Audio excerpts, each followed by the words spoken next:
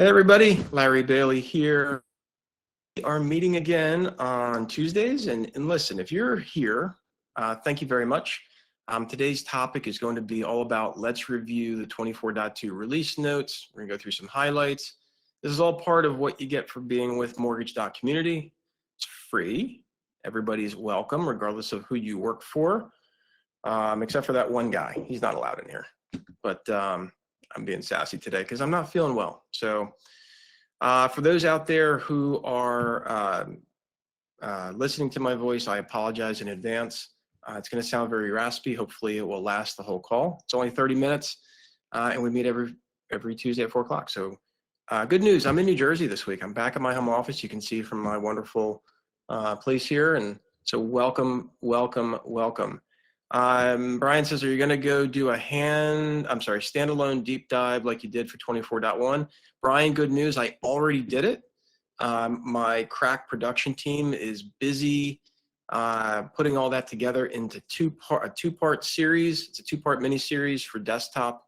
One's for feature enhancements. One is for fixed issues.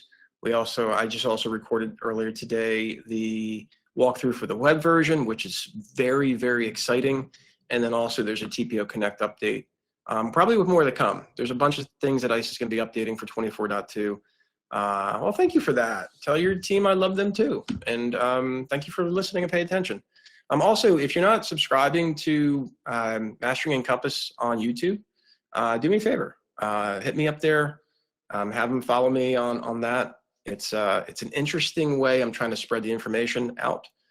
Also later this month, hopefully, if you're into learning more about how to use Encompass best practice as a user, and you also happen to be a subscriber to Knowledge Coop, look for that big announcement there as well. So Candace says it's all about the Jess. I got sick. Yeah, I'm gonna blame the airports and the wonderful recycled air on the airplanes, and me being 52 and not getting enough sleep. So that's fair. Okay. So who's got questions about anything at all? It's a community show. We like to have interactions. You guys are, I know, Amy, I am old. I'm 52. Be 53 this year. I'm 52 and a half. Anybody have any questions? Hopefully the topics we've been talking about on Mortgage.community are timely for you. I know we've had a few people with questions, but I also know you guys don't just hang out at Mortgage.community. I also know that you go other places. So is there anything that's happening that you want to talk about fully? If you do want to ever join up on stage, you don't have to come on camera, but you can turn on your audio. I can invite you to do that if you like. Amanda says, fun fact, if you put Neosporin or triple antibiotic cream on your nose when you fly, you won't get sick. I think that is probably one of the wildest fun facts I've heard all day, especially if the antibiotic cream is white and it doesn't disappear. Amanda, do you look a little bit different where people might not get near you, which is why you don't get sick? They kind of run away. Anyway, good fun fact, Amanda. Thanks for putting that on there. So I found out by accident, really. I was just kind of trolling through the release notes because I was wondering if ICE was going to do a release note thing. And sure enough, they did. And so sometime the end of last week, under my nose, that was not full of Neosporin, they did the release notes for 24.2. Is anybody besides me even crazy enough to check them out yet? Is anybody finding anything in there that's interesting to you? And so I'm going to share a screen because first of all, I'm going to put it in the chat. Let's see, share screen. And if you're listening to this on podcast, thank you. But get over into Mortgage.community to see the full replay. And if you're watching this on teaser, yeah, get over to Mortgage.community to see the full replay. So if you're not on, by the way, if you're not aware, there is a public release note link I'm going to put into chat. So if you don't have that link that I just pasted into chat, save it because that's the public. It's not really published out there for the public to find, but if you know where it is, like I just gave you, you can always get to the release notes. And it's not just the Encompass, right? If you scroll down, it gives you all of your products, all of your ICE mortgage technology products. And that's really, really helpful. The bad news is it only tells you the last revised on. It doesn't really tell you if they've been updated, kind of a thing, like for which version, as an example. So like if you go into Encompass Web, it says last revised on June 20th, 2024. But the release date is what you see here. So you kind of got to go into it sometimes. But in any event, let's see. Jill said HELOC stuff. Yeah, Jill, a ton of HELOC stuff. I thought that the qualifying payment thing was interesting. And also they fixed the 1008 issue. So Jill, I'm going to ask you, Angie, you too, because you said HELOC also. So are you going to, in the walkthrough, I called this out, so you'll hear me talk about this again. But in the HELOCs, in training, like, you know, if we're doing a second position, the subject property is primary, you're doing a second lien HELOC. So you have this problem of the first mortgage not filling in on the 1008. So it's expressly addressed in 24.2 to actually carry over the primary VOL into the 1008, which sounds pretty cool, except are you going to make sure that the VOL matches your credit report and not break out on the 1008 in terms of P&I versus taxes versus insurance? So I'm going to, you know, so right now you lock it in because I know different companies have different standards and policies for what they do in terms of if they lock in the full PITI in the 1008, or if they still break out the P&I on the 1008 versus taxes and insurance. So I'm curious to see what you do, Jill and Angie, if you could respond to that. I don't know what's going to happen with there. So different workflows have different things. So I'm curious about that. But in any event, so that came up. But I'm guessing from the lack of responses besides Jill and Amy. Oh, Amy said, I found a few TPO things that I like. The banker ones are not on my desktop, but oh, they're on your desktop, Amy, but you haven't read them yet. Yeah, it's about 85 pages for the banker release notes. So if we go in there, you can see that there's a bunch of things that, again, HELOC's a call out. One of the pieces that I want to talk to everybody about also was the affordability. So I've never used median family income data before. So is anybody excited about having the MFI data now automatically being able to be added to your loan file? That's up in here, median family income. I've only been used to the area median income and its data for the LLPA waiving for purchases with first-time home buyers. I haven't really personally ever worked with median family income. So if that's up your boat, Amy and I were talking this earlier, and we think it has something to do with CRAs. I don't personally deal with CRAs or even in banks where I've had those conversations about CRAs. But if this is your jam with MFI, median family income, you know, talk about it. Let me know if that's important to you. It seemed like it should be a big deal. So what'll happen now in the admin tools, you'll have 3 automations that you can enable in admin tools. One is for home counselor, one is for AMI, and one is for MFI. Angie says, well, we use a HELOC quick app and not the 1008. So we use the qualifying payment and have to lock it down. So it'll be a big change for you for the HELOC changes. Yeah, that's great. I think it's great. You know, from a qualifying perspective, I know that was a big pain point for some folks. So other things that I thought were interesting in the updates for the desktop version was the new Encompass installer, and there's a specific call out for Encompass administrators. So again, I don't want to go through like a whole rehash because then you'll listen to me talking twice. But I did want to ask folks that are on this call, when you go through and you're running the new Encompass install, you're running the install path for this. I had this happen earlier today where I still had to manage a user to help them run remove UAC to basically restart the installer. I'm hoping that this addresses it so it can just launch to the web interface, which is what I'm imagining they're doing, so they don't have to do any background loads. But I'm curious to see if I'm the only one who spotted that as being pretty cool, because it's going to save more time and hopefully reduce IT tickets, or even, you know, as an admin, if you've got to run remove UAC because somebody jacked something up and you got to get them back to the install. So that'll be interesting to talk about. Also, Personas. Quick question. I know I brought this up probably in the self-health check series that we did for May and June, but I do want to talk about this as it relates to roles. So in today's Mastering Encompass for Admins class, I spent a lot of time talking about roles, and it's not calling out a role here because it's obviously says persona options, but I do want to bring up a fact that with Encompass Web, as we're getting into more task-based workflows and more role-based notifications, especially as it pertains to enhanced conditions, roles are going to be a bigger topic, and it's not something anybody's really talking about, but I see it as a potential issue to bring up for you as an admin. If you look at your roles, quick show of hands here, pop quiz or whatever, quick show of hands on the chat.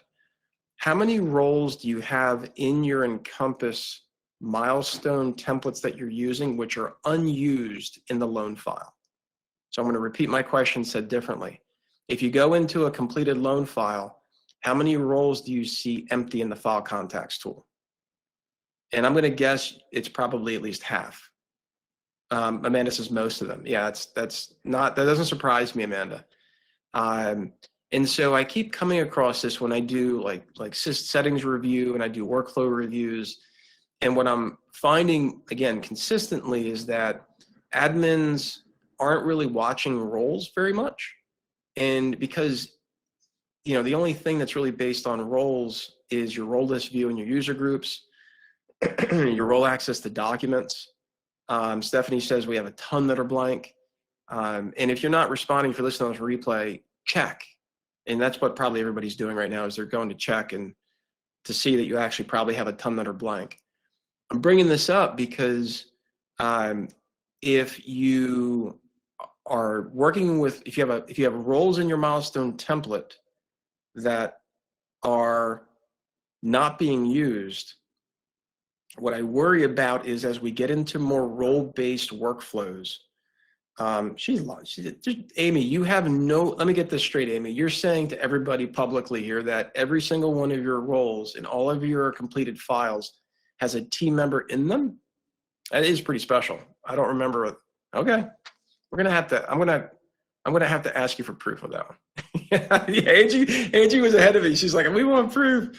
Hey, listen, if that's the case, kudos, seriously, kudos. What I want to make sure that for everybody else, for all the average people out there like me, the reason why I bring this up is because remember, enhanced conditions gives you multiple ways to assign role-based access or editability to your condition. And because you have different condition types in enhanced conditions, getting your roles lined up is critical. What's also important to understand is when you have automated role-based assignments through Workflow Engine, if your user has multiple personas and you have the checkbox to include the role into the activity, even if they're not assigned to the file, I'm worried about overlap between Encompass getting confused what role you are or your user is to the loan file. So I'm probably just confused the hell out of everybody, and I apologize for that. What I'm trying to get to is if you've got people with multiple personas, not only do you have to worry about your standard settings in some of these rollouts, but I want you to be aware of your roles and how they're being used in your milestone templates, which is how they get applied to a loan file.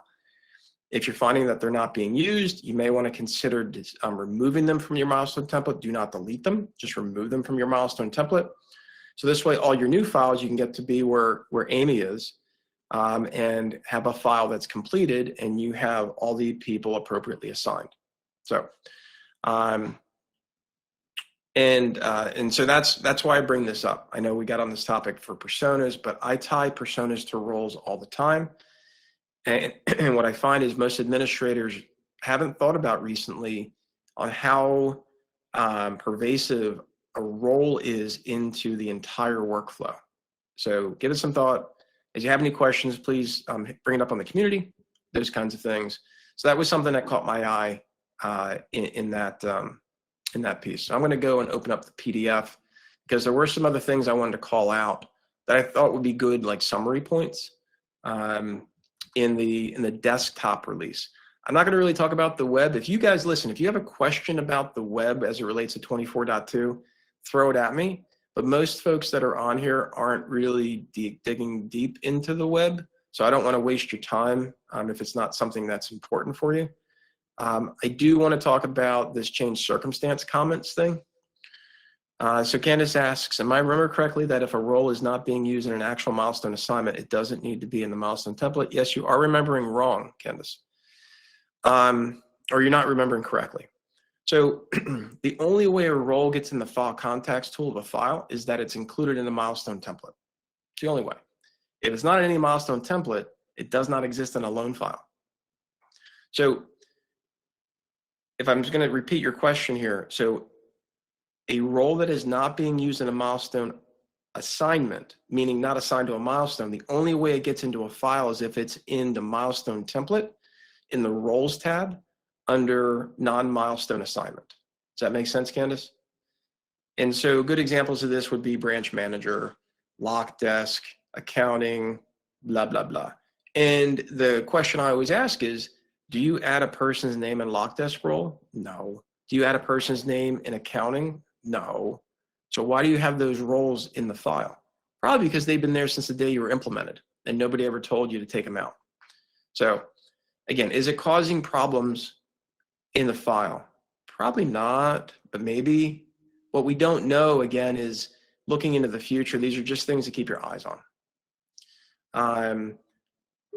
So Candace asks, doesn't the role have anything to do with their access to the file? No. Remember, can they, when you say access, can they see the loan user group? Can they edit the loan user group first, then persona-based rules, whether it's, loans or basically persona access to loans. So it's not about that. And then of course you get into role access to documents, which means can they see certain documents, but it has nothing to do with their ability to see the loan. That's in user group. So hopefully that makes sense for you. Change circumstance. I bring this up a lot again in workflow reviews. Sorry about that, gang. So I bring this up a lot in workflow reviews. Does everybody have their change circumstance setup done where you pick a reason and it's aligned to a reason, a CFPB reason in the settings, and then you can go through and make sure that when your user picks a reason for change circumstance, the reason box automatically checks. So what was happening here is, this is they call it new functionality. I call it a break fix. So basically your LE comments,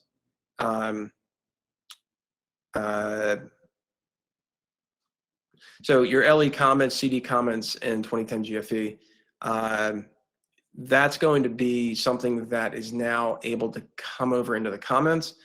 So this is one of those things where it's just a call out. It reminded me to remind folks, I do see sometimes where these comments are not mapped over here. So effectively, if you have your team in workflow, if you have your team selecting the change circumstance and then they go over and check a box, definitely not something you want to have as a best practice. You want to work with your compliance resources. You want to make sure that the reasons chosen for change circumstance align with the proper reasons over here. That's good for compliance. It's good for rebaselining, those kinds of things. So definitely want to check that out. And that was a call out for that piece because I was in there talking about it. Something else that came up over in here. This is kind of an API, but I want to talk about the loan archive feature. So over here, let's bring this screenshot over. So if you're using Home Tab, I don't know if anybody's using Home Tab modules, but this came up a few times in the release notes. The ability to now choose if you're going to include or not include archive loans or archive folders in certain parts of Encompass is now kind of fully baked out. We know that this was introduced in 24.1. I know at least in my experience, that some people liked it, some people didn't, because you got to have this checkbox to include or not include archive loans addressed. In this release, that setting now also moves to your modules on your homepage if you're using those. It also moves to your dashboards and your reports.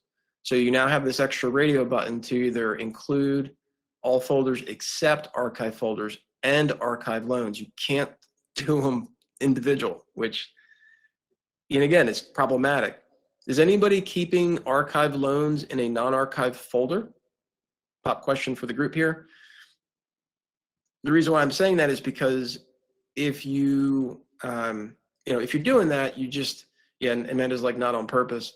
So if you do that, you just want to make sure that you're properly updating your filters for your, obviously all your pipeline views, dashboards, reports, snapshots in this case, and make sure that you're addressing your filters properly so that your teams are seeing the correct loans that they expect.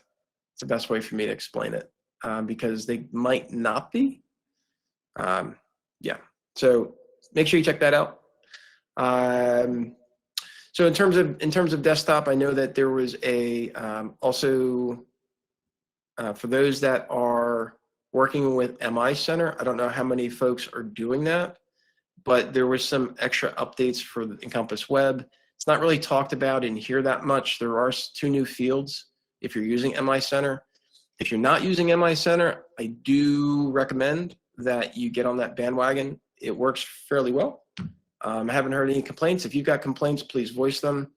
But obviously, you've got a lot of work to get there. So just as a reminder, MI Center uses the Encompass Partner Connect interface for your MI partners. In Encompass Partner Connect, just like in Services Password Management, there are 2 services per MI company. One is for rate quote, and one is for MI services. So like your delegated, non-delegated, and your contract underwriting. So that mimics on EPC what you have in Services Password Management. Work closely with your teams. There is a bit of a setup process. There is a bit of a learning curve, but ultimately it does give best X. And if you're using, by the way, if you're using OB to do this, Optimal Blue or some other service, great. The reality is that it's going to put you in a position to actually use it internally for best X, and especially as products change. So one of the things that you'll be able to do, which is going to be really nice, is automate that MIC. So in other words, I don't know if you've ever had this happen in your company, but somebody got a quote and they didn't actually rerun the MIC before clear to close, and they actually got the wrong factors in the file. Has that ever happened to you? Because it's happened to a lot of people. And so you can do that with MI Center, which is a reason to have this be a priority, because that's real money. In some cases, it's a lot of real money. And so like we use DDM rules, right, to automatically run FHA and MI tables.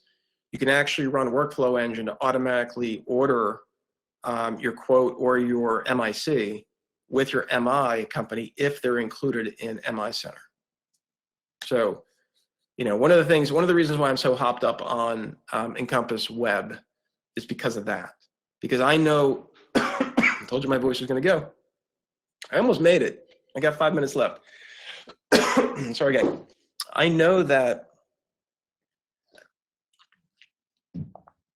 there are things that Encompass Web will solve for that will save real money from your companies.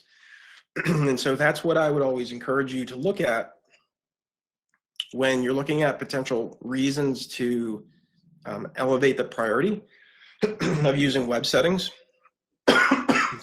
over status quo. And so when you do look at web, I'm going to go over to web. I'm going to change my mind and lie here. I'm going to go over to web. So I do want to show this to you. Again, these are pre-release notes, right? But something as simple as this. So on screen, what I'm showing you is this new service bell. I don't know. It's like a dinger bell. So what it means is that this is what's coming up. Sorry, gang, in the future on the file. And the things that are obvious here, a 3-day disclosure or notice of incomplete and due, right? You might think like, what's the big deal? Well, the big deal is this actually is task-based workflow. It doesn't say it in here, but this means that we can actually set up things to happen in a file based upon predetermined workflows administratively.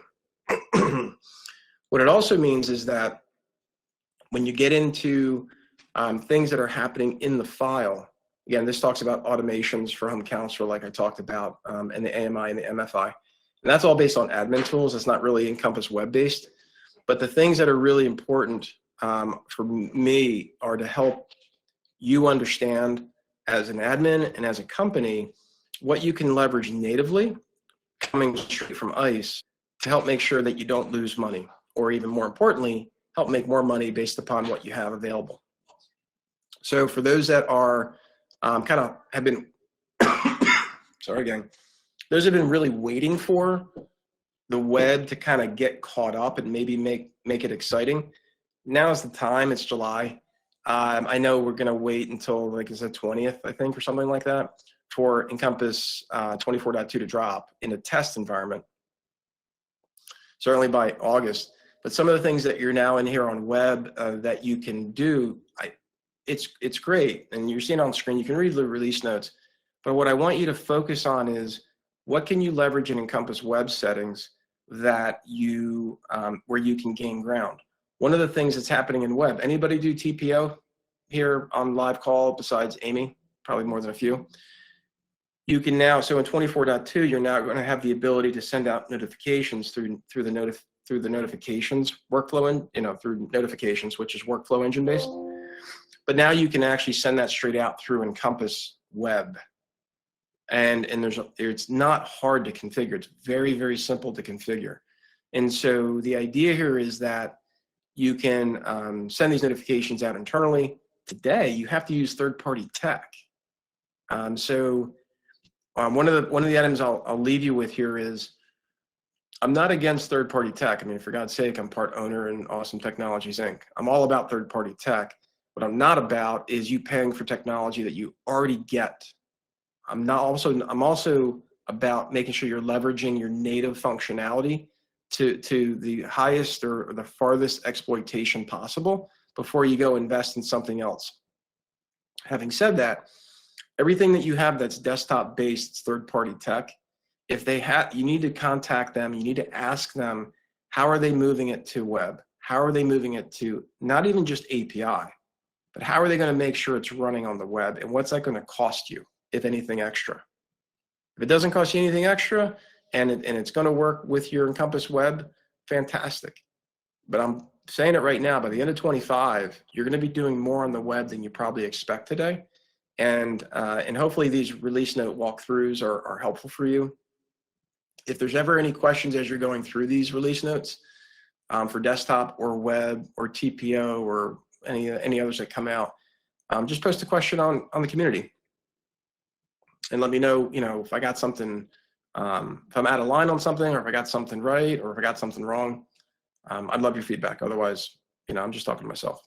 So before I completely lose my voice and make you listen to coughs again, does anyone have any questions, any last thoughts? Amy's typing out something.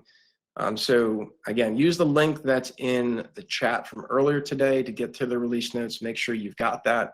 As a reminder, as we get closer to actual release, which will be in August, historically, ICE has put out a workbook that you should use to help make sure that specific changes are being addressed, and you can kind of use that for a track. Amy's giving me a plug. Amy says, for anyone looking for web training, Larry's web class has been really good for her to grasp what you need to get ready. And that's true. Thank you, Amy, for that. And so I appreciate that. And you can find out, if you ever want to find out more, go to masteryencompass.com. I owe Amy $20. Yeah. If you sign up, I'll give Amy $20. Patty says, is there a link for the workbook? When the workbook comes out, it'll be right here under additional resources.